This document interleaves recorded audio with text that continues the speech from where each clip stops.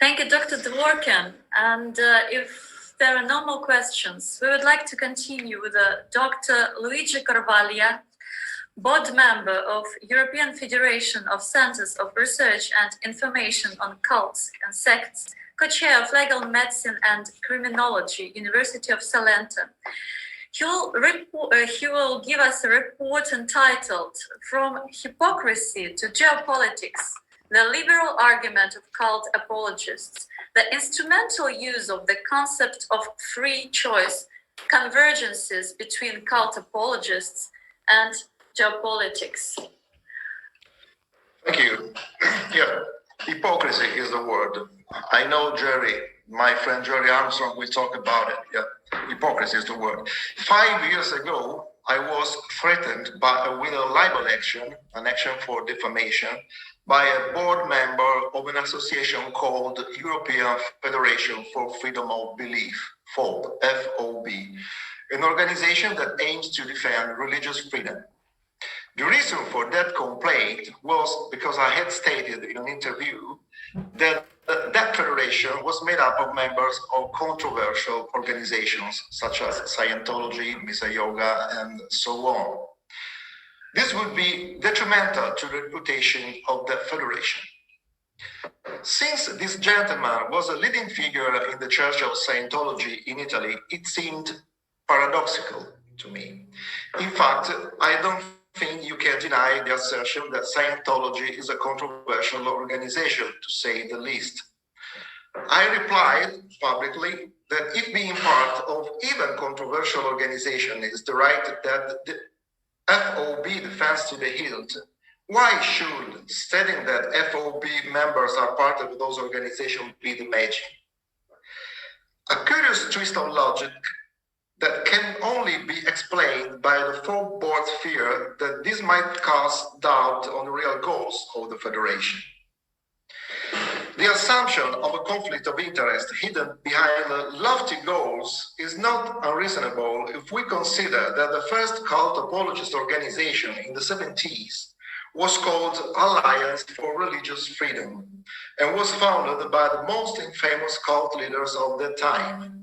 Jim Jones, leader of the People's Temple, responsible for the Jonestown Massacre in 1978, Ron Hubbard, founder of Scientology, Charles Dederich of the Church of Synanon, David Berg of the Children of God, and so on. Thus, from their first appearance, the organization of cult apologists presented themselves as associations defending religious rights. And again, for their first appearance, their contiguity with the minorities they defend has given rise to perplexity. The paradox lies in their demanding rights for the cause in the name of the liberal principles in force outside these groups, then denying those same rights inside in the name of the cause principles. This too is not bad as a logical twist. Hypocrisy is the word. The United States Commission for International Religious Freedom produces an annual report on the state of religious freedom in the world. Last July, the report accused the international anti-cult movement, in particular the European Federation of Centers of Research and Information on Cults and Sects, FECRIS, of collaborating with the Russian government and the Russian Orthodox Church in the persecution of religious minorities.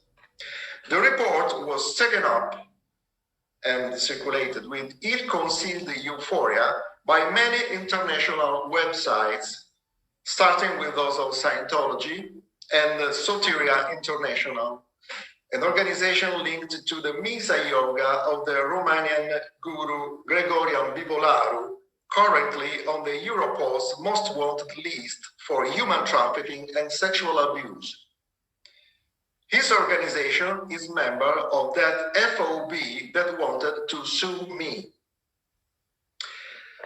The document was also taken up by Bitter Winter, a daily magazine on religious freedom published in many languages, including Thai and Korean, by an Italian non-profit organization, the Centro Studi Nuove Religioni, CeSAP.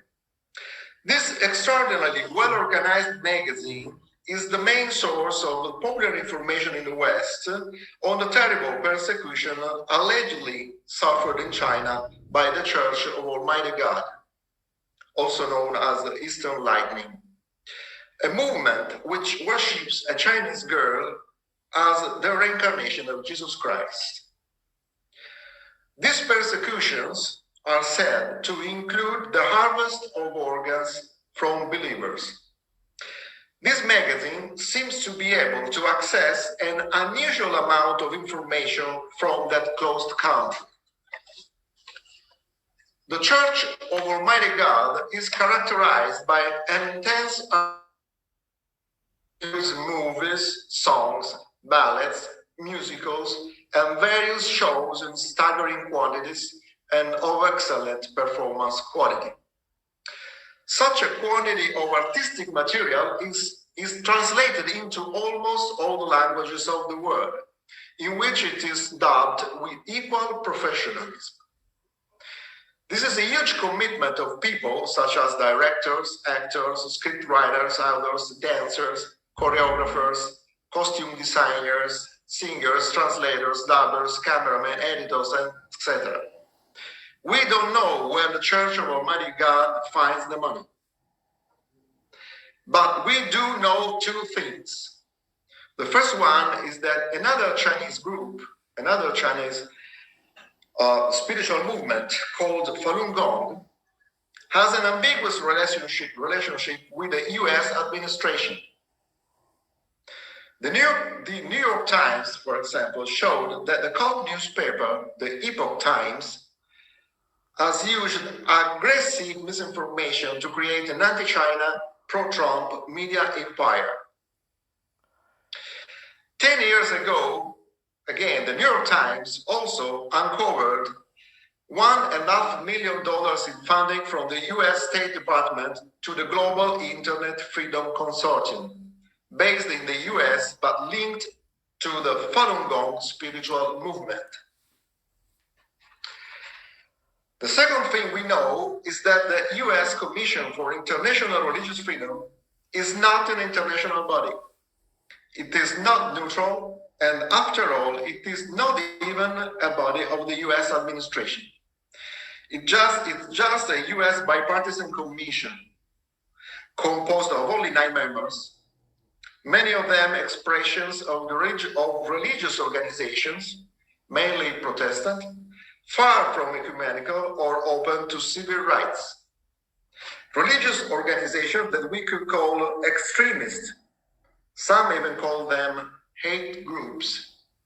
Of course, anyone is free to profess and promote such views, but this is an unusual position to profess religious freedom and defend civil rights. Hypocrisy is the word. Thank you.